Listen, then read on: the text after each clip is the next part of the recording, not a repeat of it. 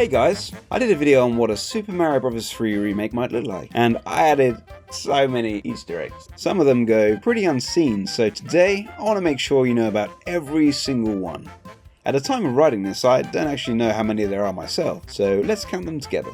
There's going to be an Easter egg counter right here.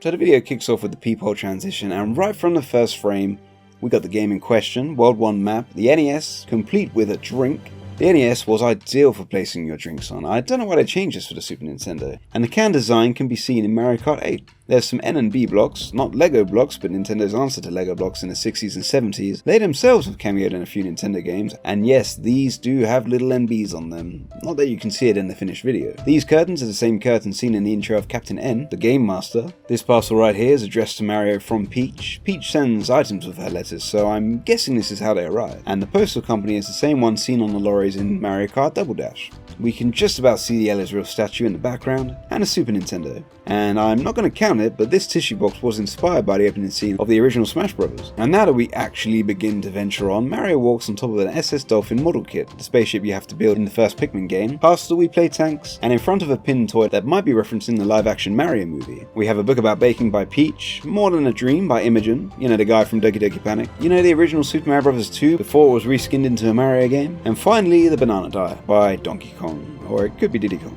Shortly after finding a knocked over Wario figure, we see the train from Calamari Desert, and by the way, I never planned for any of these to be as close as Wario is, which is why I never sorted his hands out. Lol. We have some amiibos right here, some NES games. I'm not sure if I should, but I'm going to count each game as its own Easter egg, except SMB3. There's a model of Captain Falcon's vehicle, NES Zapper. Oh, and these cards, obviously from the SMB3 minigame, but there are a couple of Mario movie cards in there too. I love that movie, and I also love Charizard.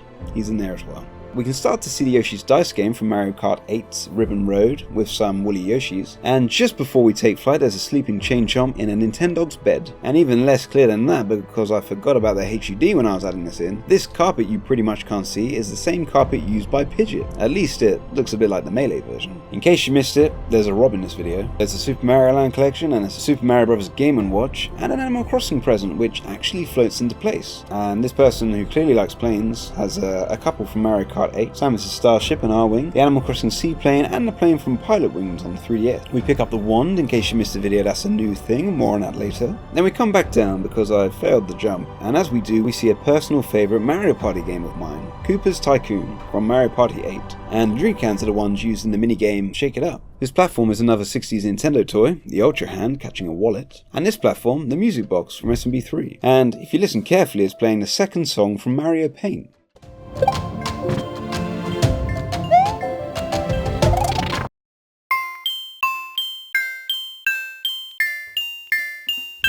Piggy Bank. This is a Super Scope, a mug with a blue shell on it, another mug with the SNES design of the stage we're playing, a Yoshi-copter, and this yo-yo. It's not just any yo-yo, it's the Flame Tiller, a treasure from Pikmin 2. In fact, there are loads of Pikmin 2 treasures scattered around this person's house, which I haven't mentioned. The decorative glue, the Proton AA, the quenching emblem, Master's Instrument, Activity Arouser, a box of matches with Bowser's face on them, both halves of the globe, and it's worth noting that they haven't been lined up perfectly since they've been found. And this. This is a mint condition version of Utter Scrap. Yep, this is actually what the texture looks like, which you don't really get to see in the games. And it's not an Easter egg, but by the way, this slightly distracting falling Koopa now exists, and it was added because this version was widescreen. So the Koopa should have gone off screen where it can walk back to the start before it's seen again. So here the old one exits while a new one falls from the sky rather than just appearing. My rule was to not have any of the gameplay affected in this original 4x3 area. We then go through a warp pipe which looks like a Pringles box with the crisp brand Paisanos. Hey, paisanos! Which warps us to the background, on the N64 shelf to be specific. Here's an N64 box next to 7 clearly visible games, and a less visible F-Zero. Once again, I'm going to count each game as its own Easter egg, except for these, as they're not based on any games in particular.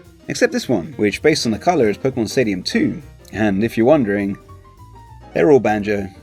Even Pokemon Stadium 2, it's just a gold and silver copy of Banjo. There are 2 power-ups from SMB3, a couple of Mario 64 blocks, there's a green one somewhere as well, and these Captain N figures, which look like this up close. Rewinding back a bit, we can just about make out a vinyl collection, with the most notable of those vinyls being Milli Vanilli, who themselves are actually featured in the Mario Super Show. The other vinyls include 4 more songs that were covered on the show, as well as Girls just want to have fun. Because, fun fact, Captain Lou Albano, who played Mario in the Super Show, also played the dad in this music video, so why not? And the other two are songs from my favourite movie. This seems to be a music-themed shelf, with a sleeping Snorlax and sleeping Piranha Plant next to another music box. We've mentioned some of the shelf stuff already, but there's also a Virtual Boy, Link's Shield, some SNES games, an unboxed N64, GameCube. I'm not going to count these games because they're not at all recognisable in the video, but here they are. Switch. These boxes are the ones also seen in Mario Kart 8's Ribbon Road. Presumably the entirety of Ribbon Road has been put into the box and placed on these shelves. And then there's this shelf, marking some of the occupants' credentials. First place in Mario Kart on the Super Nintendo, N64, Mario Kart 8, Double Dash's All Cup Tour, and Diddy Kong Racing's WizPig amulet. At least, this is how completed I remember this thing looking. There's also a home run bat in the corner and a toy train from Mario Galaxy. Leaving the sub-level, we exit through Flood in a scene that looks more horrific than I intended. And a splashing sound from Yoshi's Island can be heard when Mario walks through the puddle. I'm not sure I should count that one. No, I'm going to count it anyway. And the music box is now playing Song 3 from Mario Paint.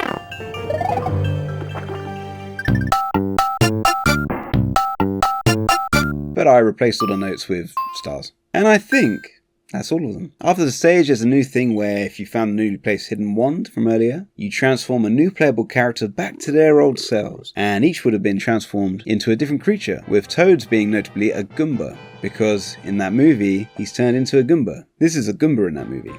And that is it. I had a lot of fun making this video because I love the source material I got to reference. I won't go into too much detail how it was made, but I basically recorded the game, built it to scale 3D model of the stage in Blender, and moved the camera and footage around the model, almost moving it frame by frame. The original footage is played on a flat plane amongst the 3D model. Basically it looks like this.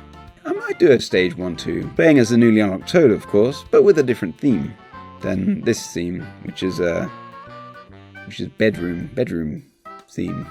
Or even a remake of another game, so if that's something you want to see, let me know in the comments. I'd like to give a massive thank you to the artists who let me use their covers in this and the actual video. It made the whole thing much better, but these were covers made long before my video, so if you'd like to listen to those in full without me talking over them, here they are, and here's the original video, and here's Pikmin in Super Mario Bros. 3, and something else. Thank you for sticking around everybody, and enjoy.